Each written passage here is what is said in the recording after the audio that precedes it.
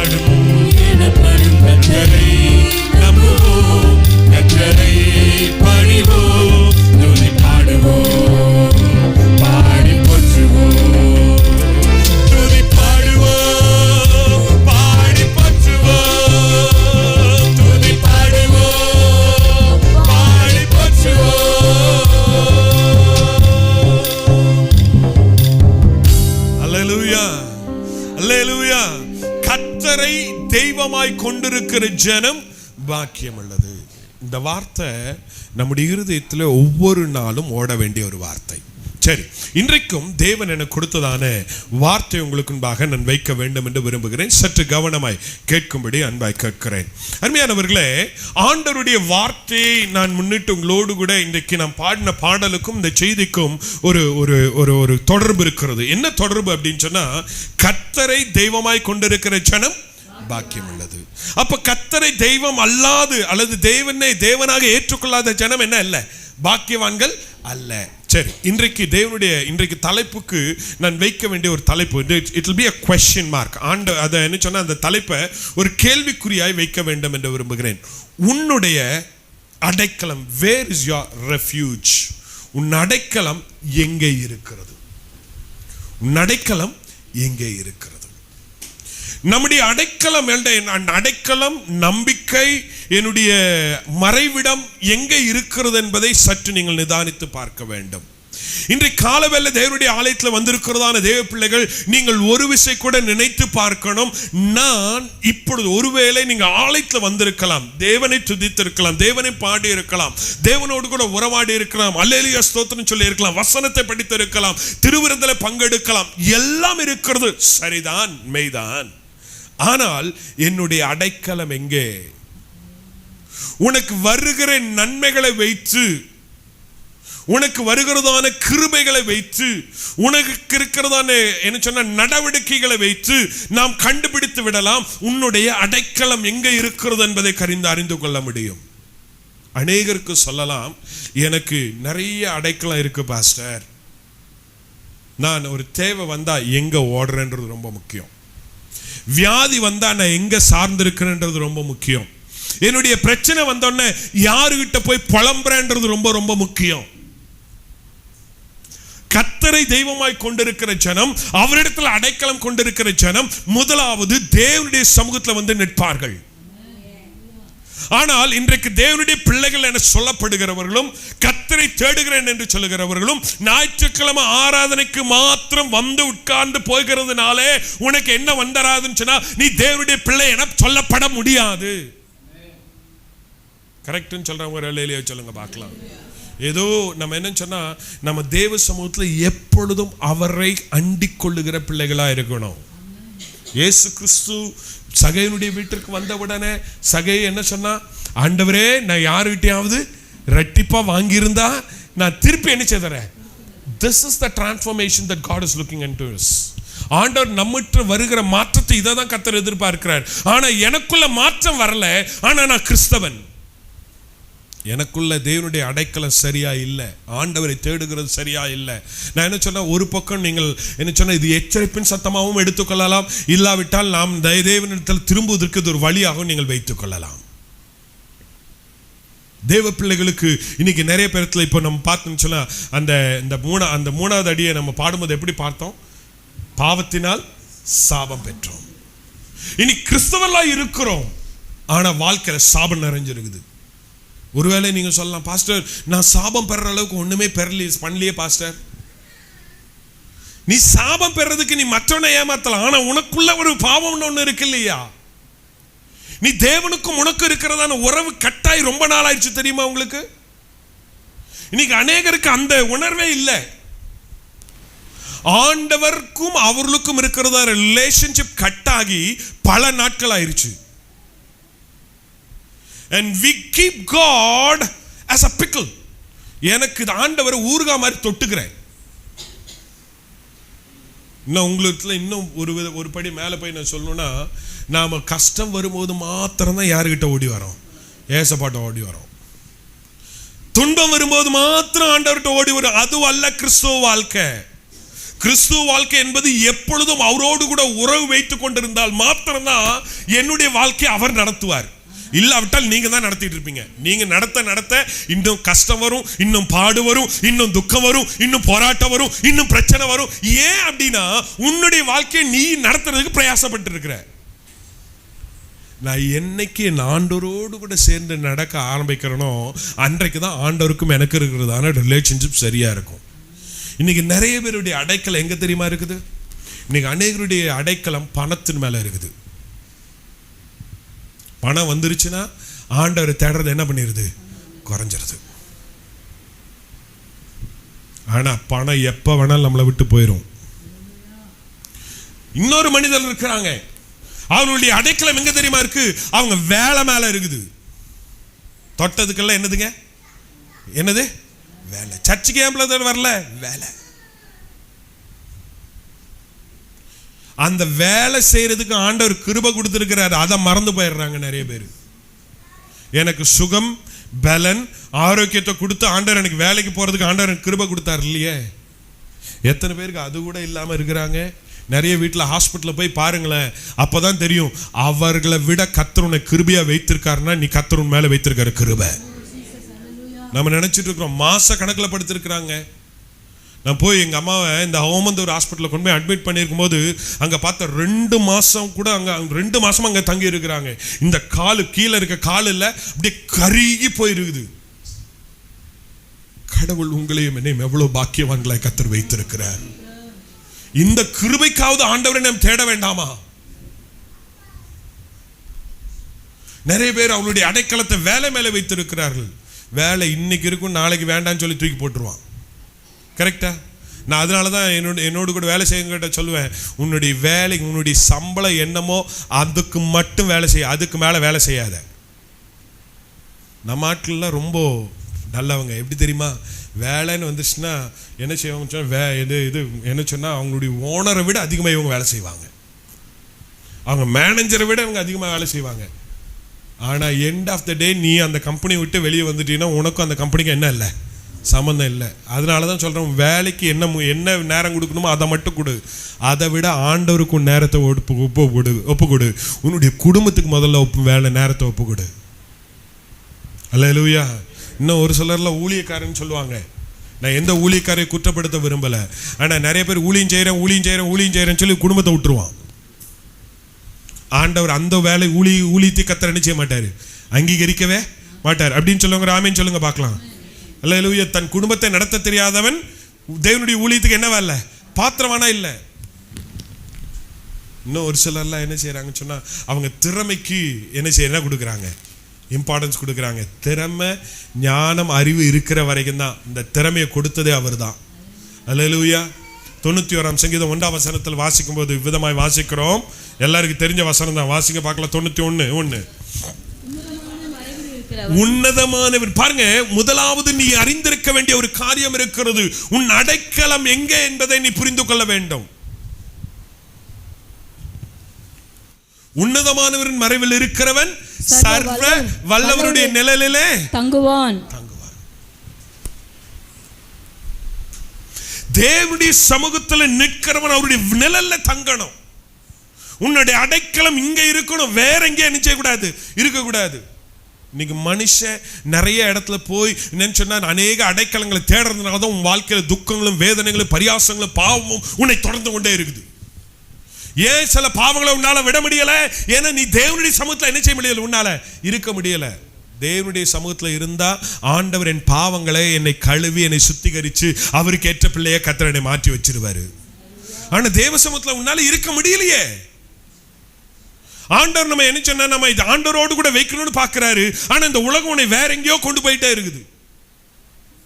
எனக்கு ரொம்ப ரொம்ப வேதனை என்ன தெரியுமா, நீங்க புரிஞ்சுக்கிறதுக்காக சொல்றேன். இன்னைக்கு அநேகருக்கு களியாட்டுகளுக்கு கொடுக்கிற இம்பார்ட்டன்ஸை எது கொடுக்கறது இல்லை, தேவனுடைய சமூகத்துக்கு என்ன செய்யறது இல்லை, கொடுக்கறது இல்லை. ஆராதனையவே எப்படி தெரியுமா பார்க்கறாங்க, எப்படி தெரியுமா பார்க்கணுன்றாங்க.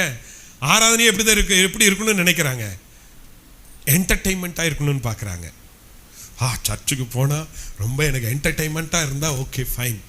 Means you are on a wrong place. நீ தவறான இடத்துல இருக்கிற. ஆண்டவருடைய சமூகம் என்பது என்னை கட்டும், என்னுடைய என்ன சொன்ன என்னை அடிக்கும், அதே சமயத்தில் என்ன செய்யும், அரவணைக்கும். என் காயங்களை கட்டுற இடம் தான் தேவனுடைய ஆலயம். தேவனுடைய ஆலயத்தில் வரும்போது தேவ பிரசன்னத்தை என்ன செய்யணும், என்னால் உணரணும். நான் உணராமல் நான் போயிட்டேன்னு வச்சுக்கோங்களேன், நான் ஆலயத்துக்கு வந்ததும் வீணு, நான் இங்கே வந்த நேரத்தை என்ன பண்ணிட்டு போயிருக்கேன், வேஸ்ட் பண்ணிட்டு போயிருக்கிறேன். நான் ஒன்று சொல்கிறேன், நீங்கள் இங்கே வந்துட்டு சும்மா உட்காந்து ஒன்றுமே பெற்றுக்கொள்ளாமல் வெளியே போகிறதுக்கு நீங்கள் ஆலயத்துக்கு வராமையே இருந்துடலாம். நான் இன்னும் ஒவ்வொரு நாளும் ஆலயத்தில் வந்து ஜெபிக்கிறது எப்படி தெரியுமா, ஆண்டவரே என் பிள்ளைகள் உள்ளே வரும்போது உங்களுடைய பிரசன்னத்தை அவங்க உணரணும். ஆண்டவரே ஏன்னா இது தேவனுடைய அடைக்கலமா இருக்கணும். உன்னதமானவன் மறைவில் இருக்கிறவன் சர்வ வல்லவருடைய நிழல்ல தங்குவான். இன்னைக்கு காலைல பாஸ்டர்மா பிரசங்கம் பண்ணும்போது அந்த சங்கீதத்திலிருந்து எடுக்கும்போது கூட அவங்க சொன்னாங்க, 2 பேரை குறித்து சொன்னாங்க. தாவீதை குறித்து சொன்னாங்க, சவுலை குறித்து சொன்னாங்க. ஆனா இந்த சவுலுக்கு உள்ள ஒரு பெருமை வந்துருச்சு. என்னன்னா அவனை நினைச்சான் அவனை தவிர வேற யாரும் என்னவா இருக்க கூடாது, ராஜாவா இருக்க கூடாது. ஆனா அவனுக்குள்ள இருந்த அபிஷேகமான விட்டு போனது அவனுக்கு என்ன செய்யல, தெரியல. அவனுக்குள்ள ராஜாவாய் கர்த்தர் அவனை அபிஷேகம் பண்ணினார். ஆண்டவர் தான் அவனை அபிஷேகம் பண்ணார். ஆனா அவனுக்குள்ள அந்த அபிஷேகம் அவனுக்கு போனது தெரியல. இன்னைக்கு அநேக தேவ பிள்ளைகள் என்ன சொன்ன, தேவனுடைய ஆலயத்துல வந்து உங்களால பிரசன்ஸை உணர முடியாம இருக்கிற காரணம் என்னன்னு சொன்னா, உங்களுக்குள்ள இருக்கிறதான தேவ மகிமை உங்களை விட்டு போய் ரொம்ப நாளாயிருச்சு. அதனாலதான் உங்களால தேவனை துதிக்க முடியல, அதனால தேவனை ஆராதிக்க முடியல, அதனால அந்த தேவனுடைய சமூகத்தை என்ன செய்ய முடியல, உங்களால ருசித்து பார்க்க முடியல. காரணம் என்ன? The reason behind it is because your anointing is already gone. பேருக்கு தான் நம்ம கிறிஸ்தவர்களா இருக்கிறோம்.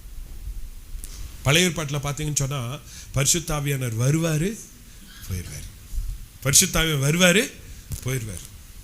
சிம்சன் மேல அப்பப்போ ஆவியானவர் வருவாரு போயிடுவார். வந்து அவருடைய வேலையை முடிச்சுட்டு அவர் என்ன செய்வாரு, போயிடுவார்.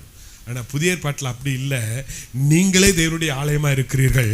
அந்த ஆவியானவர் உங்களுக்குள்ள என்ன பண்றாரு, வாசம் பண்றாரு. அவர் உங்களோடு கூட இருந்து ஒவ்வொரு நாளும் போராடிட்டே இருக்காரு. நீ சொல்றாரு, நீ ஆலயத்துக்கு போ, நீ தேவ சமூகத்தில் நில்லு, நீ இதை பண்ணு, நீ அதை பண்ணு உனக்கு சொல்லிட்டே இருக்கிறாரு. ஆனா உன் இறுதி என்ன பண்ணுதுன்னா உன்னை கடினப்படுத்திட்டு ஆலயத்துக்கு போக விடாம பண்ணிட்டு இருக்குது. நீ இருக்க வேண்டிய இடம் வேற, ஆனா நீ இருக்கிற இடம் வேற. நீ ஆலயத்துல நிற்க வேண்டிய நீ இன்னைக்கு எங்க இருக்கிறேன்னு கொஞ்சம் நினைச்சுப்பார். அல்லேலூயா. ஏன் நம்முடைய வாழ்க்கையில போராட்டங்கள் மாறல? ஏன் வாழ்க்கையில துக்கங்கள் மாறல? ஏன் வாழ்க்கையில விடுதலை இன்னும் வரல? இன்னும் நான் ரட்சிக்கப்படுறதுக்கு முன்னாடி எப்படி இருந்தனோ அப்படியே தான் இருக்கிறேன். என் கேரக்டர் இன்னும் சேஞ்சே ஆகல. காரணம் என்ன? என் அடைக்கலம் வேற எங்கேயோ இருக்குது. ஆண்டவரோடு கூட என்னுடைய அடைக்கலம் இல்ல. கிறிஸ்தவன்னு சொன்னா ஒரு மாற்றம் வேணுங்க. எத்தனை பேர் என் கூட ஆமென் சொல்ல விரும்புறீங்க? அல்லேலூயா. கிறிஸ்தவன் சொன்னா எனக்குள்ள என்ன வரணும்? மாற்றம் வரணும். என் பேச்சில் ஒரு மாற்றம் இருக்கணும். மற்றவர்கள் இடத்துல வந்து என்னத்தை எதிர்பார்க்குறாங்க? வித்தியாசத்தை எதிர்பார்க்குறாங்க. ஐயோ பிரதர், இவ்வளோ நாள் இவர் பேசினது வேற, இன்னைக்கு இவர் பேசுறது வேற. ஆனா இப்போ முதல்ல பேசின மாதிரியே இப்போ என்ன பண்ணிட்டு இருக்கோம், பேசிக்கிட்டே இருக்கிறோம். முதல்ல இருந்த பழக்கம் அதே பழக்கம் இருக்குது. இன்னும் என்ன செய்யறேன்னு சொன்னா ஏதோ ஒரு சாக்கு போக்கு சொல்லிட்டே இருக்கிறேன். அப்படின்னா உனக்குள்ள இருக்கிற அபிஷேகம் உன்னை விட்டு போய் ரொம்ப நாள் ஆயிடுச்சு. ஆண்டவர் ரொம்ப நாள் உங்க கூட என்ன பண்ண மாட்டார், போராடவே மாட்டார். நான் உங்களோடு கூட ஒரு காரியத்தை நான் சொல்லிக்கொள்ள விரும்புகிறேன். உங்களுடைய மனசாட்சி இந்த புத்தகத்தை மாதிரி வச்சுக்கோங்களேன். உங்க மனசாட்சி அதோடு கூட சேர்ந்து ஆவியானவர். நான் ரட்சிக்கப்பட்டவன், எனக்குள்ள இருக்கிறதான ஆவியானவர் இந்த புத்தகம் போல. இந்த புத்தகத்துக்கு என்ன இருக்குது? 4 பக்கங்கள், 4 கார்னர், 4 கார்னர்ஸ் இருக்கு. சரியா? இந்த 4 கார்னரும் என்னன்னு சொன்னா என் கையில இருக்கிறதான இந்த ஒரு புத்தகத்தை போல என்ன செய்யுதுன்னா இருக்குது. இப்ப நான் இந்த பாவம் ஒன்று செய்யும் போது தேவனுடைய பரிசுத்த ஆவியானவருக்கு விரோதமாய், தேவனுடைய வார்த்தைக்கு விரோதமாய் நான் எங்கேயாவது ஒரு இடத்துல நான் தவறு செய்வேன்னு சொன்னா இந்த புத்தகம் என்ன பண்ணுதுன்னா என் மனதுக்குள்ள உள்ள இருந்துட்டு அது என்ன பண்ணுது, ஒரு சுத்துது. இது சுத்தும் போது இந்த 4 முனைகளும் எப்படி இருக்குது, ஷார்ப்பா இருக்கு. இந்த 4 முனைகளும் என் இருதயத்தை என்ன படுத்துது, குத்துது. என்ன சொல்லுது? நீ பண்றது சரியில்லை, நீ நிற்கிற இடம் சரியில்லை, நீ போகிற வழி சரியில்லை, நீ சேர்த்து வைத்திருக்கிற நண்பர்கள் சரியில்லை, உன்னை நீ என்ன செய், நீ உன்னை சீர்படுத்திக்கோ அப்படின்னு இந்த மனசாட்சி சொல்லுது. ஆனா அதையும் மீறி என் மனசாட்சி இன்னொரு விதத்தில் ஆவியானன்னு வச்சுக்கோங்களேன், அதையும் மீறி நான் என்ன பண்றேன், பாவம் செய்யறேன். மனசாட்சிக்கு விரோதமான காரியங்களை செய்யறேன். போகக்கூடாத இடத்துக்கு நான் என்ன செய்தறேன், போயிடுறேன். செய்யக்கூடாத காரியத்தை என்ன பண்ணிடுறேன், செய்தறேன். பேசக்கூடாத வார்த்தைகளை என்ன பண்ணிடுறேன், பேசிடுறேன். அப்ப இந்த புக்கு என்ன பண்ணுதுன்னா இது சுத்துது. இந்த மனசாட்சி என்ன பண்ணுது, சுத்துது. உள்ள என்ன பண்ணுது, குத்துது. அப்ப என்ன பண்ணுது, என் மனசாட்சிக்குள்ள நீ பண்ணது தப்புன்னு சொல்லுது. ஆனா அதையும் மீறி செய்யும் போது இந்த புக்கு என்ன பண்ணுது, கஷ்டப்பட்டு என்ன பண்ணுது, சுத்துது. சுத்தும் போது என்ன ஆகும், ஆட்டோமேட்டிக்கா என்ன ஆகும், இந்த 4 முனைகளும் உடையும், குத்துறது மாத்திரமல்ல, இது என்ன செய்யும்? உடையும். ரெண்டாவது தடவை வேற ஏதாவது பண்ணும்போது மறுபடியும் என்ன பண்ணுது? சுத்துது. மறுபடியும் அது உடையுது, உள்ள காயமாகுது. அப்போ அந்த காயம் படும் போதே வந்து தெய்வ சமூகத்தில், ஆண்டவரே நான் செய்தது தவறு ஆண்டவரே, இனி நான் என்ன செய்ய, பாவம் செய்யாதபடிக்கு என்ன செய்து கொள்ளும், காத்துக்கொள்ளும். தாவீது பாவம் செய்தான். பாவம் செஞ்ச உடனே அவனுக்கு பாவம்னே தெரியல. தாவீது பாவம் செஞ்சான், பாவம்ன்றது அவனுக்கு என்ன செய்யல, தெரியல. அவனுக்கு ஒரு குழந்தையும் பிறந்து அது மரண படுக்கையில படுத்திருக்கும் போது அப்ப நாத்தான்வேல் தீர்க்கதரிசி வந்து சொல்றான், தாவீதே நீ பண்ணது தப்பு. உடனே இவன் போய் மனம் கசந்து அழுது ஜெபித்தான். மனம் கசந்து அழுது ஜெபித்தான். அந்த மனம் கசப்பு எத்தனை பேருக்கு இருக்குன்னு எனக்கு தெரியல. இப்போ இந்த புஸ்தகம் என்ன பண்ணுதுன்னா, ஒரு தடவை சுத்துது, மனம் உடஞ்சிருச்சு. ரெண்டாவது தடவை சுத்துது, மனம் உடையுது. மூணாவது, இப்படி நம்ம அடிக்கடி அடிக்கடி அடிக்கடி அடிக்கடி என்ன சொன்னா, தன் என்ன கடினப்படுத்தி தன் பிடரியை என்ன செய்து கொள்ளுகிறான், கடினப்படுத்துகிறான். வார்த்தையின்படி அவன் என்ன கடினப்பட்டு கடினப்பட்டு கடினப்பட்டு இப்போ என்ன ஆயிடுச்சுன்னா, இந்த புஸ்தகம் ஒவ்வொரு தடவை பாவம் செய்யும் போதெல்லாம் இது என்ன பண்ணுது, சுத்துது. இது சுத்தும் போதெல்லாம் இதை மீறி செய்ய செய்ய செய்ய இது சுத்தி சுத்தி சுத்தி சுத்தி வரும்போதெல்லாம் உடையிட்டே இருக்கா. லாஸ்ட்ல என்ன ஆயிடுச்சுன்னா, இந்த 4 முனைகளும் இப்ப என்ன ஆயிடுச்சு, மொன்னையாயிருச்சு, மழுங்கி போயிருச்சு. மழுங்கி போயிருச்சா? இப்போ நீ அடுத்தது பாவம் செய்யும்போது இந்த புக்கு சுத்துது, ஆனா உள்ள என்ன பண்ண மாட்டேங்குது, குத்த மாட்டேங்குது. ஏன் குத்தல? உள்ள அது எல்லாம் 4 முனை என்ன ஆயிடுச்சு, மழுங்கி போயிருச்சு. நீங்க அநேக கிறிஸ்தவர்கள் இப்படிதான் இருக்கிறாங்க. நீங்க அநேக தெய்வ பிள்ளைகள் இப்படிதான் இருக்கிறாங்க. தேவ சமூகத்தில் வர்றாங்க, ஆனா உள்ள என்ன பண்ண மாட்டேங்குது, இறுதி என்ன செய்ய மாட்டேங்குது, குத்த மாட்டேங்குது. காரணம் என்ன? அவருடைய அடைக்கலம் தேவனிடத்திலிருந்து வேற எங்கேயோ டிரான்ஸ்பர் ஆகி ரொம்ப நாள் ஆயிடுச்சு. நிறைய பேர் சொல்றதை கேட்டு இருக்கிறேன், பிரதர் அவரை நான் மலை போல நம்பினேனே, என்னை ஏமாத்திட்டாரு. இவங்களை நான் மலை போல நம்பினேன், ஏமாத்திட்டாங்க. ஏன் மலை போல நம்பினேன்னா, உன்னுடைய அடைக்கலம் என்னைக்கோ ஆண்டவர்கிட்ட இருந்து என்ன ஆயிருச்சு, டிரான்ஸ்பர் ஆயிருச்சு. நீ இந்த டிரான்ஸ்பரை ஆண்டவரிடத்துல உன்னுடைய அடைக்கலத்தை வச்சிருந்தீங்கன்னா அந்த அடைக்கலம் ஆட்டோமேட்டிக் இங்க வந்திருக்கும். நான் சொல்றது எத்தனை பேருக்கு புரியுது? இது ஒரு உதாரணத்துக்கு நான் சொல்றேன். இந்த பக்கம் ஆண்டவருடைய அடைக்கலம், இந்த பக்கம் ஆண்டவருடைய அடைக்கலம், இந்த பக்கம் மனுஷனோ அல்லது நீங்க வைத்திருக்க வேலையோ அல்லது நீங்க வைத்திருக்கிற பொருளாதாரமோ உங்களுக்கு இருக்கிற பணமோ இங்க இந்த இடத்துல இருக்குது, சரியா? ஆனா ஆண்டவர் என்ன சொல்றாரு, உன்னுடைய அடைக்கலம் எங்க இருக்கட்டும், கர்த்தர் மேல இருக்கட்டும், கர்த்தர் தெய்வமா இருக்கட்டும். என்ன சொன்னா, அவர் உன்னதமான மறைவில் இருக்கிறவன் சர்வ வல்லவருடைய நெல்லை தங்குவான். அவன் என்ன சொல்லுவான்? அடுத்த வார்த்தையை வாசிக்கிறோம், நான் கர்த்தரை நோக்கி, கர்த்தருக்குள்ள அடைக்கலமாய் இருக்கிறவன், கர்த்தரை தெய்வமாய் கொண்டிருக்கிற மனுஷன், அவரை என்ன சொன்ன, தன் அடைக்கலமை கொண்டிருக்கிற மனுஷன் தான் சொல்ல முடியும். நீர் என் அடைக்கலம், என் கோட்டை, என் தேவன், நான் நம்பி இருக்கிறவர் என்று சொல்லுவேன். நான் நம்பி இருக்கிறவர் என்று சொல்லுவேன் அப்படின்னு யார் சொல்ல முடியும்? கர்த்தருக்குள்ள இருக்கிறவன் தான் சொல்ல முடியும். சரி, இங்க கர்த்தர் இருக்கிறார்.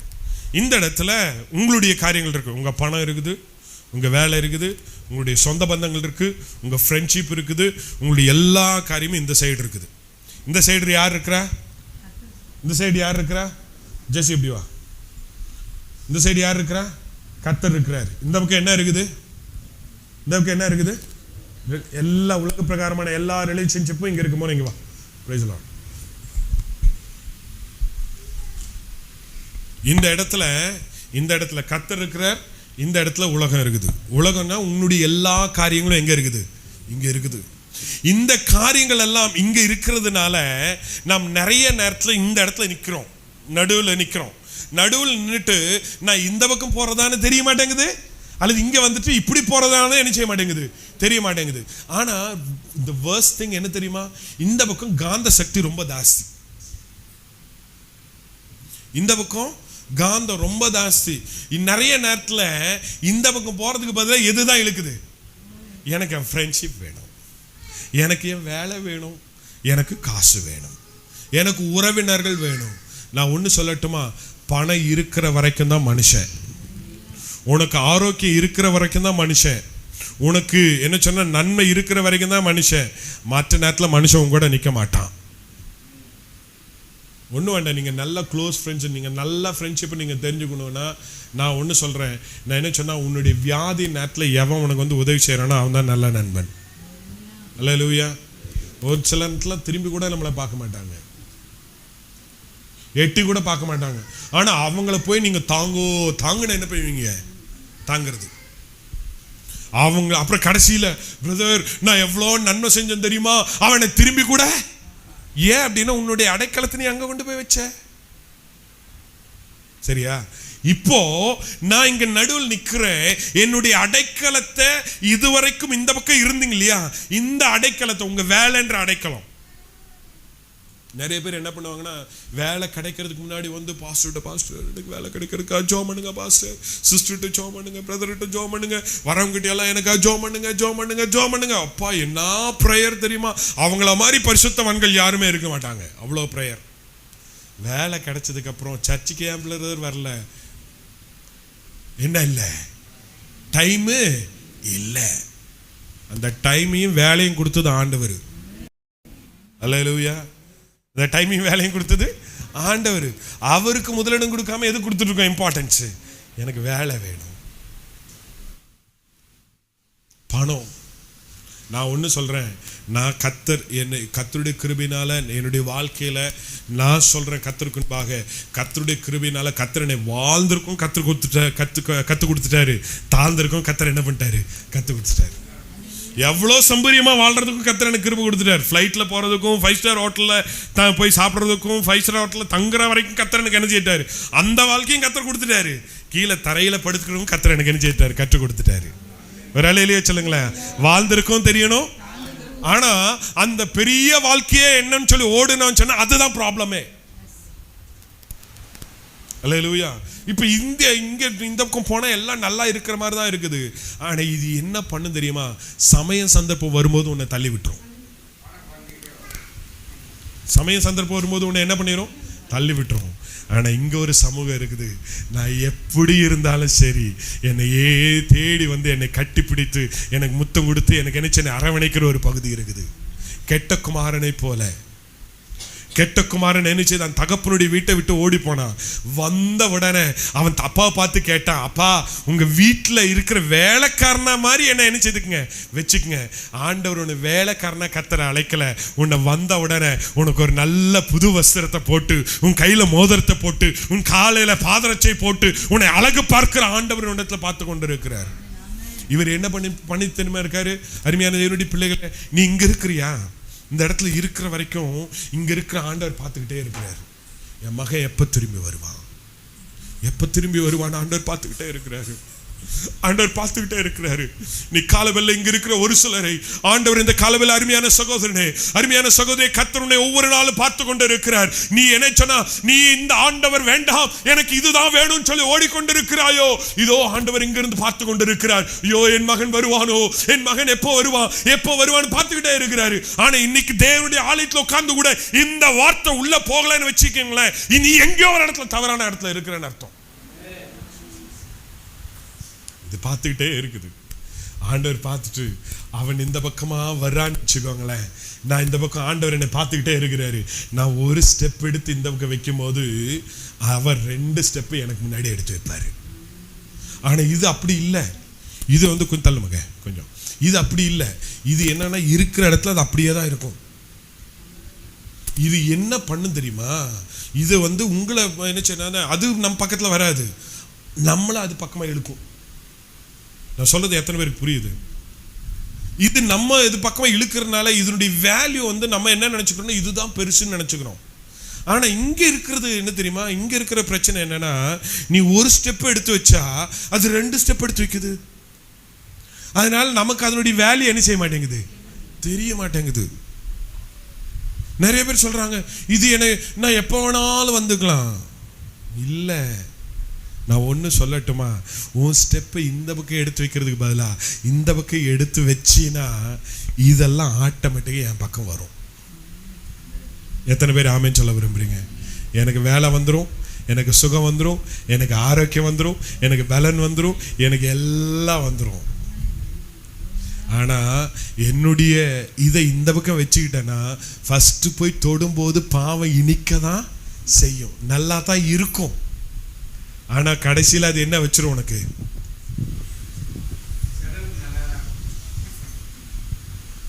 நல்லா புரிஞ்சுக்குங்க தேவ பிள்ளைகளே, கர்த்தர் உங்களோடு கூட கர்த்தர் பேசி கொண்டு இருக்கிறார். என் அடைக்கலம் எங்கே என்பதை நீ புரிந்து கொள். இன்னைக்கு அநேகருக்கு அந்த அடைக்கலத்தை தேடுற ஒரு உணர்வே இல்லாம இருக்குது, பயமா இருக்குது எனக்கு. Please be seated. இன்னைக்கு அநேகர் தேவனை எங்க தேடுறாங்கன்ற எனக்கு கவலை இருக்குது. காரணம் என்ன தெரியுமா? கர்த்தர் உன்னை கொண்டு தேவன் ஒரு பெரிய காரியம் செய்ய வேண்டும் என்று விரும்புகிறார். உன் அடைக்கலம் எங்கே என்பதை அறிந்து கொள்.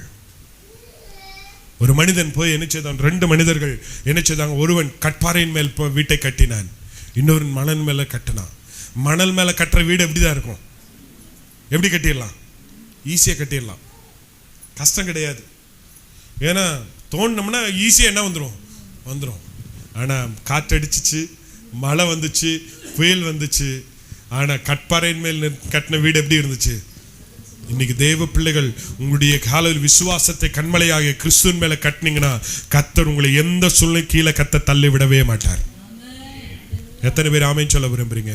நீங்க இந்த காலவெளியில் ஒரு நிமிஷம் நீங்க சிந்திச்சு பார்க்கணும், உன்னுடைய நம்பிக்கை எங்க இருக்குது? சவுல் தன்னை விட்டு போனதான அபிஷேகம் எங்க போச்சுன்னே அவனுக்கு தெரியாம இருந்துச்சு.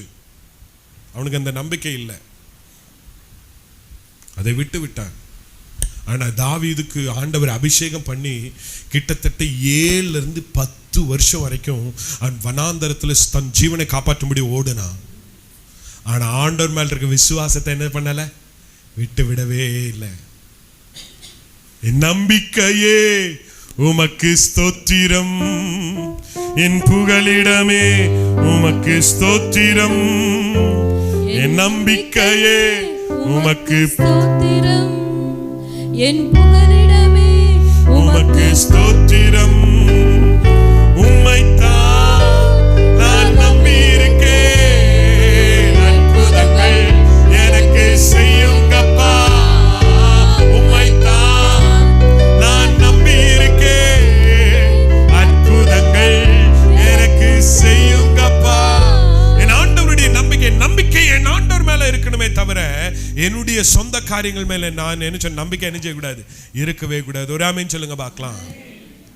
போன மாசத்துல எனக்கு வந்ததான தேவைகள், எனக்கு எதிர்பாராம நிறைய தேவைகள் வந்துருச்சு.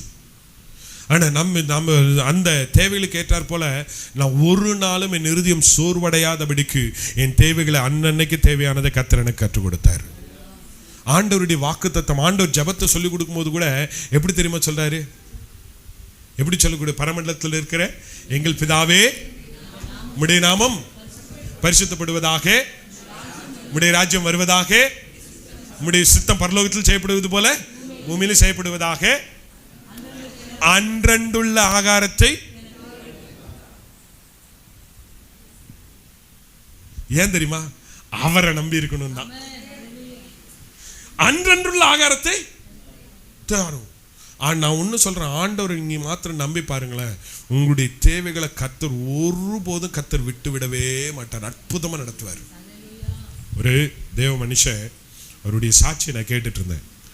சொல்லும்போது கோவிட்ல அவங்க அப்பாவுக்கு கோவிட்னால அப்போ கொரோனானால அவர் பாதிக்கப்பட்டார். அவர் நல்ல ஊழியக்காரர் கோயம்புத்தூரில்.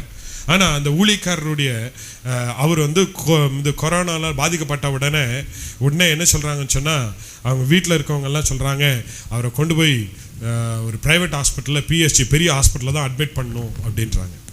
ஆனால் மகன் அவங்க அப்பாவுடைய அக்கௌண்ட்டில் போய் செக் பண்ணி பார்க்குறாரு, அப்பாவுடைய அக்கௌண்ட்டில் வெறும் 62,000 ரூபாய் தான் இருக்குது. ஆனால் அந்த ஹாஸ்பிட்டலில் கொண்டு போய் அட்மிட் பண்ணாலே ஒரு நாளைக்கு 50,000 ரூபாய் சார்ஜஸ். ஒரு நாளைக்கு 50,000 ரூபாய் சார்ஜஸ். சரி, இதை கொண்டு அட்மிட் பண்ணும்போது கூட இவர் இவங்க அம்மாவை பார்த்து சொல்கிறாராம், என்ன சொல்கிறாராம், அம்மாட்ட சொல்கிறாராம், அம்மா என்னை அவர் ப்ரைவேட் ஹாஸ்பிட்டலில் வச்சு பார்க்குற அளவுக்குலாம் எங்கள் கையில் என்ன இல்லை, காசு இல்லை, ஒரு நாள் வேணால் இங்கே அட்மிட் பண்ணுறேன், நாளைக்கு காலில் கொண்டு போய் அவரை என்ன செய்வேன், கவர்மெண்ட் ஹாஸ்பிட்டலில் அட்மிட் பண்ணிடுவேன். அவங்க அம்மா சொன்னாங்களா, அவங்களும் ஊழியக்காரர் தான். அவங்க அம்மா சொன்னாங்களா, நீ ஒன்றும் பண்ணாது, தெய்வ சமூகத்தில் உட்காந்து என்ன பண்ணு, ஜெபம் பண்ணு, கர்த்தர் வாய்க்க பண்ணுவார். ஜெபித்தார்கள். இவரும் அன்னைக்கு ராத்திரி, ஆண்டவரே என் இருக்கிறது 62,000 ரூபா தான் ஆண்டவரே, ஆனால் எனக்கு செலவு பண்ணுறதுக்கு எனக்கு போதுமான பணம் இல்லை, நான் வேணா கவர்மெண்ட் நீங்கள் சொன்னீங்கன்னா நான் கொண்டு போய் எங்கே போட்டுருவேன், கவர்மெண்ட் ஹாஸ்பிட்டலில் போட்டுருவேன். ஒரு ஊழியக்காரர் தான், ஆனால் அவரை நீங்கள் என்ன நீங்கள் தான் அழைச்சிங்க, என்னையும் ஊழியத்தில் நீங்கள் தான் அழைச்சிங்க, உமக்கு சித்தமானால் நீ இதை காரியத்தை வாய்க்க பண்ணும். அன்னைக்கு ராத்திரி ஒரு அமௌண்ட் வந்துச்சான். கிட்டத்தட்ட 15-20 நாள் அவங்க அப்பா அந்த பிரைவேட் ஹாஸ்பிட்டலில் இருந்தாங்களாம். கிட்டத்தட்ட 4.5 லட்சம் ரூபாய் பக்கம் செலவாயிருக்குது. 5 லட்சம் ரூபாய் செலவு பண்ணி அவரை டிஸ்சார்ஜ் பண்ணி வரும்போது அந்த மறுபடியும் அந்த 62,000 ரூபாய் அப்படியே பேங்க் அக்கௌண்ட்ல இருந்துச்சான். என்ன சொன்ன அன்றண்டில் அப்பத்தை எனக்கு என்ன செய்யுங்க தாங்க. கத்தரால் ஆகுமா ஆகாதா? ஆனா நம்ம தான் என்ன பண்றோம் தெரியுமா? we plan lot of things. நாளைக்கு இன்னைக்கு எல்லாம் பிளான் பண்ணி ஓடி கடைசியில எங்கேயோ நிக்க கூடாத இடத்துல போய் என்ன செய்துட்டு இருக்கோம், நின்றுட்டு இருக்கோம். ராமேன் சொல்லுங்க பார்க்கலாம். அல்லேலூயா. உன் அடைக்கலம் எங்கே என்பதை நினைத்துக்கொள். நான் வேகமா சில வசனங்களை மாத்திரம் உங்களுக்கு முன்பாக நான் வைக்க விரும்புகிறேன். சங்கீதம் 16ஆம் அதிகாரம் 11ஆம் வசனத்தை வேகமா வாசிங்க. சங்கீதம் 16:11. Psalms chapter 16 verse 11. உன் அடைக்கலம் எங்க இருக்கணும்? தேவனுடைய அடைக்கலத்துல, தேவ பிரசன்னத்துல இருந்தால் என்ன இருக்கும்? 16:11 ஜீவ மார்க்கத்தை எனக்கு தெரியப்படுத்து, ஜீவ மார்க்கத்தை எனக்கு தெரியப்படுத்துவீர். உம்முடைய சமூகத்தில் பரிபூர்ண ஆனந்தம். ஆண்டவருடைய சமூகத்துல, அவருடைய அடைக்கலத்துல, அவருடைய என்ன சொன்ன மறைவிடத்துல இருக்கிறவங்களுக்கு பரிபூர்ண ஆனந்தம் இருக்கு. கரங்களை உயர்த்தி ஒரு அலையில சொல்லுங்க பார்க்கலாம். எங்கதான் ஆனந்தம் இருக்குது? எங்கதான் ஆனந்தம் இருக்குது சொல்லுங்க பார்க்கலாம். ஆமா, போன கொஞ்ச நாளைக்கு முன்னாடி நீங்கள் நியூஸில் படிச்சிருப்பீங்கன்னு நினைக்கிறேன். இங்கே சென்னையில் வாலிப பிள்ளைகள் 16, 17 அப்புறம் ஒரு 18 வயசு 3 பேர் சேர்ந்து பப்புக்கு போனாங்களாம். அங்கே தான் அவங்களுக்கு என்ன கிடைக்குமா? ஆனந்தம் கிடைக்குமா? அங்கே போய் கொஞ்ச நேரத்தில் சண்டை போட்டு நடுவழியில் அந்த பிள்ளைகள் செத்து போயிட்டாங்க. எத்தனை பேர் அந்த நியூஸை படிச்சிங்கன்னு எனக்கு தெரியலை. ஆனந்தம் அங்கே இல்லை, தேவ சமூகத்தில் வந்து ஆனந்தம் உண்டாயிருக்கும். அல்லேலூயா. அவருடைய சமூகத்தில், உம்முடைய சமூகத்தில் எனக்கு என்ன உண்டு? பரிபூர்ண ஆனந்தமும் உம்முடைய வலது பாரிசத்தில் நித்திய பேரின்பமும் உண்டு. 91:1. கர்த்தருடைய உன்னதமான மறைவில் இருக்கிறவன், உன்னதமான மறைவில் இருக்கிறவன் சர்வ வல்லவருடைய நிழலில் தங்குவான். You will be under the shadow of God. நம்ம போன வாரத்தில் பார்த்தோம்ல, கழுகு தன் சிறகுகளை விரித்து தன் குஞ்சுகளை என்ன செய்யணும், காப்பாற்றுகிறது போல ஆண்டவருடைய சிறகுகளை நீ இருக்கணும்னா அவருடைய சமூகத்தில் வந்து உட்கார்ந்து பாரு. மூணாவதாக 32:7 சங்கீதம் 32:7 ஜீசஸ். சங்கீதம் 32:7. நீர் எனக்கு மறைவிடமாய் இருக்கிறீர், நீர் எனக்கு மறைவிடமா இருக்கிறீர். என்னை நீர் இக்கட்டுக்கு விலக்கி காத்து, என்னை இக்கட்டுக்கு விலக்கி காத்து, இரட்சணிய பாடல்கள் என்னை சூழ்ந்து கொள்ளும்படி செய்வீர். ஆண்டவர் எனக்கு என்னவா இருக்கிறாரா? மறைவிடமா இருக்கிறாரு, இக்கட்டுக்கு விலக்கி காத்து. சோ உன்னை பாதுகாக்கிற இடம் என்னதுங்க? தேவ சமூகம் தான். ஒரு அல்லேலூயா சொல்லுங்களேன். அல்லேலூயா. எனக்கு எங்க பாதுகாப்பு இருக்குது? தேவ சமூகத்துல. இதை சொல்லும் போது கீதாக்காவுடைய வீட்டில் வைத்து வீட்டுக்கு நடைபெறும் போது ஒரு சின்ன ஒரு உதாரணம் சொன்னேன். மறுபடியும் உங்களுடைய விசுவாசம் தட்டுறதுக்காக சொல்றேன். ஒரு ஆடு அடைச்சி வச்சிருக்கிற பட்டி, இந்த ஆடுலாம் அடைச்சி வச்சிருப்பாங்களே, இந்த பட்டி இருக்கு இல்லையா, அந்த பட்டியில நிறைய ஆடுகள் எல்லாம் இருக்குது. அந்த ஆட்டு பட்டியில் கொஞ்சம் ஒரு சின்ன ஒரு கேப் இருந்துச்சு. நல்ல கவனிங்க. அந்த சின்ன ஒரு கேப் இருந்துச்சு. அந்த கேப்பில் அதில் இருக்கிற அந்த ஆட்டுக்குட்டி என்ன பண்ணுச்சு, கொஞ்சம் வெளியே வந்துருச்சு. ஆனால் நீங்கள் நல்லா கவனிச்சிங்கன்னா இந்த ஆடு பட்டியெல்லாம் வச்சுருக்கவங்க நாய்களையும் என்ன செய்திருப்பாங்க, வச்சுருப்பாங்க. ஸோ அதே மாதிரி அந்த பட்டியிலையும் ஒரு நாய் என்ன செய்யிட்டு இருந்துச்சு, அந்த ஆடுகளை பாதுகாக்கிறதுக்காக ஒரு நாய் இருந்துச்சு. இந்த ஆட்டுக்குட்டி வெளியே வந்ததை இந்த நாய் பார்த்த உடனே வேகமா என்ன பண்ணுச்சு, அதனுடைய காலை பிடிச்சு அந்த ஆட்டுக்குட்டியை தூக்கி எங்க போட்டுருச்சு, மறுபடியும் பட்டிக்குள்ளேயே போட்டுருச்சு. போட்டோன்னு இந்த ஆட்டுக்குட்டிக்கு ஒரே கோபம். பாரு, இது கடிச்ச வேகத்துல கொஞ்சம் என்ன வந்துருச்சு, ரத்தம் வேற வந்துருச்சா. இதுக்கு யாரை பார்த்தா கோபம்? நாயை பார்த்தா கோபம். இந்த நாய் என்ன பாரு எப்படி தெரியுமா கடிச்சிருச்சு. அதுக்கு என் மேல பாசமே இல்லை, என் மேல என்ன இல்லை, அன்பே இல்லை, என் மேல எப்படி இருக்கு அப்படி இருக்குன்னு சொல்லிட்டு ரொம்ப கோபம். இது கோபப்படுறது மட்டும் இல்லை, நான் நினைச்சிருக்கிறேன் மற்றவங்கிட்டையும் போய் சொல்லியிருக்கோம். மற்ற ஆடுல இருக்க மற்ற ஆட்டுக்குட்டி கிட்ட எல்லாம் போய் என்ன பண்ணியிருக்கோம், சொல்லியிருக்கோம். அந்த நாய் என்னை கடிச்சிருச்சு, அந்த நாய் என்னை கடிச்சிருச்சு, அந்த நாய் என்னை கடிச்சிருக்குன்னு என்ன பண்ணியிருக்கோம். உடனே மற்ற ஆடுங்களும் ஆமா அந்த நாய் அன்னைக்கே என்னை கடிச்சிச்சு அப்படின்றாங்க. இது சொல்லவே வேணும். சரி, நம்ம அந்த கதைக்கு போகல. இப்போ இது இப்படி வருத்தத்தில் இருக்குதா. வருத்தத்தில் இருக்கும்போது கொஞ்ச நேரம் பார்த்தா அந்த பட்டியை சுற்றி, அந்த ஆடு அடைச்சி வச்சிருக்க பட்டியை சுற்றி நிறைய ஓநாய்கள் வந்துருச்சு. இந்த நாய் அவங்க கூட சண்டை பண்ணி அந்த ஓநாய்கள் எல்லாம் என்ன பண்ணிடுச்சு, துரைச்சிருச்சு. இந்த நாய் வந்து அந்த ஆட்டுக்குட்டியை தூக்கி கடிச்சு அந்த தொட்டிக்குள்ள போடுறதுக்கு, அந்த பட்டிக்குள்ள போடுறதுக்கு காரணமே வெளியே என்ன நிக்குது? ஓனாய் நிக்குது. நீ வெளியே வந்தேன்னா அதுங்க உன்னை என்ன பண்ணிரும்? சாப்பிட்டுரும் அப்படின்னு சொல்லி தான் இது வேணும் சொன்னா அதுங்கிட்ட இருந்து காப்பாற்றணும், அவங்க கூட போய் சண்டை போடணுமேன்ற வேகத்துல தான் இந்த நாய் இந்த ஆட்டை என்ன பண்ணிச்சு? கடிச்சு வேகமா உள்ள தூக்கி என்ன செய்துச்சு? போட்டுச்சு. ஆனா இது யாருக்கு தெரியல? ஆட்டுக்குட்டிக்கு தெரியல. இப்போ சண்டையெல்லாம் முடிஞ்சிருச்சு, ஓனாயெல்லாம் போயாச்சு, இப்போ அமைதியா இருக்குது. மறுபடியும் இந்த ஆட்டுக்குட்டி பார்க்குது, நைஸா அந்த சந்து ஒளியில வெளியே என்ன செய்யுது? வருது. வெளியே வரும்போது பார்த்தா வெளியே ஒரு ஓனாய் என்ன பண்ணிட்டு இருக்குது? பார்த்துக்கிட்டே இருக்குது. உடனே இது ரத்தம் வேற ஒழுகிட்டு இருக்குதா, இந்த நான் என்ன சொன்ன இந்த ஓனாய் வந்து என்ன பண்ணுது? நக்குது. எதை நக்குது? அந்த ரத்தத்தை நக்குன உடனே இந்த ஆட்டுக்குட்டிக்கு ரொம்ப சந்தோஷமாயிடுச்சு. ஐயோ, இந்த ஓனாய் பாரு, இந்த நாய்க்கு என் மேல அவ்வளோ வெறுக்கும், என் மேல கோவம், ஆனா இந்த ஓனாய் என்ன பண்ணுது? என்ன நக்குது, எனக்கு எவ்வளோ நல்லா இருக்குது, நக்குனா நல்லா இருக்கும். இது என்ன பண்ணிட்டு இருக்குது? நக்கிறது பார்த்தோன்னா இதுக்கு ரொம்ப சந்தோஷமா இருந்துச்சு, நினைச்சு ஓனாய் என் மேல எவ்வளோ பாசம் வச்சிருக்குது அப்படின்னு. உடனே ஓனாயை பார்த்து சொன்னிச்சு, அந்த நாய் என்ன கடிச்சு என்ன பண்ணிருச்சு? தூக்கி உள்ள போட்டுருச்சு அப்படின்னு. இந்த ஓனாய் சொல்லுது, நீ கவலைப்படாதமா, உன்னை பார்க்கறதுக்கு நான் என்ன செய்யறேன்? இருக்கிறேன் அப்படின்னு சொன்ன உடனே இந்த ஆட்டுக்குட்டிக்கு யாரு மேல பாசம் வந்துருச்சு? ஓனாய் மேல பாசம் வந்துருச்சு. போய் இந்த அன்பா போய் ஓனாய் மார்பிள் இப்படி சாஞ்சிச்சு பாருங்க. ஓனாய் டைரக்டா எங்க பிடிச்சிருச்சு? இதை நல்லா புரிஞ்சுக்குங்க. இதுதான் செய்தியினுடைய சாராம்சம். நீ இருக்க வேண்டிய இடத்துல இருந்துட்டா உனக்கு கஷ்டம் இருக்கும், திட்டு இருக்கும். பாருங்க, எந்த இடத்துல அடிக்கிற கைதான், எந்த இடத்துல உன்னை திட்டுறாங்களோ, எந்த இடத்துல உன்னை இது பண்றாங்களோ அங்க உனக்கு என்ன சொன்ன பாதுகாப்பு இருக்கும். எங்க உன்னை ரொம்ப தடவி கொடுக்குறான், தேர் இஸ் அ ப்ராப்ளம். இதை மாத்திரம் புரிஞ்சுக்குங்க. ஓநாய்களுக்கும் நாய்களுக்கும் என்ன தெரிஞ்சுக்கணும்? வித்தியாசம் தெரிஞ்சுக்கணும். So your refuge, உன்னுடைய அடைக்கலம் யார்கிட்ட மட்டும்தான் இருக்குது? தேவனிடத்துல மாத்திரம் தான் இருக்குது. சங்கீதம் 61:4. சங்கீதம் 61:4. நான் உம்முடைய கூடாரத்தில் சதா காலமும் தங்குவேன், உமது சட்டைகளின் மறைவிலே வந்து அடைவேன். இந்த வார்த்தையை மாத்திரம் இறுதியில் எழுதி வச்சுக்கோங்க. உம்முடைய கூடாரத்தில் சதா காலமும் தங்குவேன். இன்னைக்கு வருவேன், அடுத்த ஞாயிற்றுக்கிழமை வருவேன். இன்னைக்கு ஜெபம் பண்ணுவேன், அடுத்த ஞாயிற்றுக்கிழமை ஜெபம் பண்ணுவேன். இன்னைக்கு பைபிள் வாசிப்பேன், நாளைக்கு சொன்னா என்ன பண்ணுவேன்? பைபிள் வாசிப்பேன். இல்லைன்னு இல்லை, வாசன் நினைச்சு சதா காலமும் என்ன செய்ய? உம்முடைய கூடாரத்தில் தங்குவேன், சட்டைகள் மறைவில் வந்தாடு. இது சொல்றதெல்லாம் ஞாபகம் வச்சுக்கோங்க. சங்கீதம் 27:5. சங்கீதம் 27:5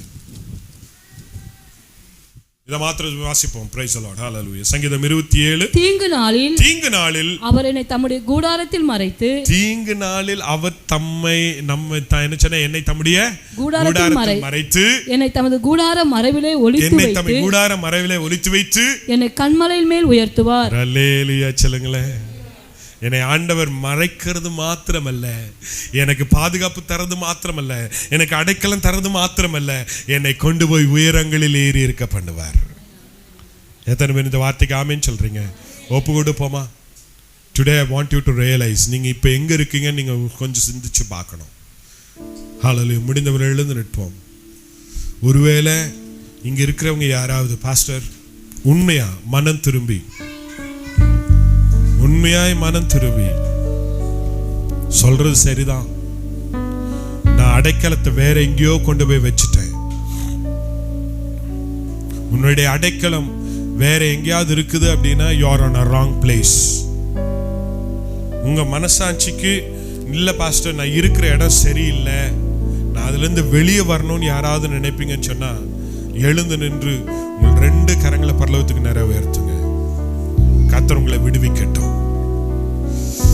ஓ ஜீசஸ், நான் ஆண்டவர்கிட்ட இருக்கிற மாதிரி தான் இருக்குது, ஆனா நிறைய நேரத்துல என் அடைக்கலத்தை, என் நம்பிக்கையை வேற எங்கேயோ கொண்டு போய் வச்சிடுறேன். நான் இருக்க வேண்டிய இடத்தை விட்டுட்டு வேற எங்கேயோ நான் இருக்கிறேன் அப்படின்னு ஆண்டவர் கூட உணர்த்துவார். ஆனால் நீ இருக்கிற இடம் சரியில்லை தம்பி, சகோதரனே, நீ இருக்கிற இடம் சரியில்லை, இன்னைக்கு கர்த்தரிடத்தில் நீ திரும்ப அப்படின்னு நீ ஆண்டவனோடு கூட கர்த்தர் பேசுவார். ஆனால் உன்னை என்ன செய்துக்கொள், உன்னை திருப்பிக்கொள், ஆண்டவர்கிட்ட ஒப்பு கொடுங்க, கரங்களை உயர்த்தி ஆண்டவர்கிட்ட சொல்லுங்க, ஆண்டவரே நான் இருக்கிற இடம் தவறான இடம், நான் மறுபடியும் உம்முடைய பட்டிக்குள்ள நான் வந்து இருக்கிறதுக்கு எனக்கு அடைக்கலம் தாங்க ஆண்டவரே, எனக்கு கிருபை தாங்க ஆண்டவரே. ஒப்பு கொடுக்கிறவர்கள் விடுதலை பெற்றுக் கொள்வார்கள். இன்னும் இருதயத்தை கடினப்படுத்துகிறவன் ஹல்லேலூயா சடுதியிலே நாசமடைவான் வசனம் சொல்லுது. ஆண்டவர் நான் விரும்புறது இந்த சபைக்குள்ள இருக்கிறவங்க யாரும் கெட்டு போக கூடாதப்பா. எங்க பிள்ளைகளை நீங்க ஆசீர்வதிக்கணும்னு நான் விரும்புறேன். நான் நான் அடிக்கடி நான் சொல்ற வார்த்தை, நான் யாருக்காகவும் இந்த வார்த்தையை நான் ஆயத்தப்படுத்தல. கர்த்தர் எனக்கு கொடுத்த வார்த்தையை மாத்திரம் தான் உங்களுக்கு முன்பாக நான் வைக்க விரும்புகிறேன். நீ நிற்கிற இடம் பரிசுத்த பூமியாய் மாறட்டும். நீ நிற்கிற இடம் உன் வீடு பரிசுத்த இடமாய் மாறட்டும். கர்த்தருக்கு பிரியமில்லாத இடங்களை எல்லாம் கர்த்தர் மாற்றுவாராக. ஆண்டவர்ட்ட ஒப்பு கொடு.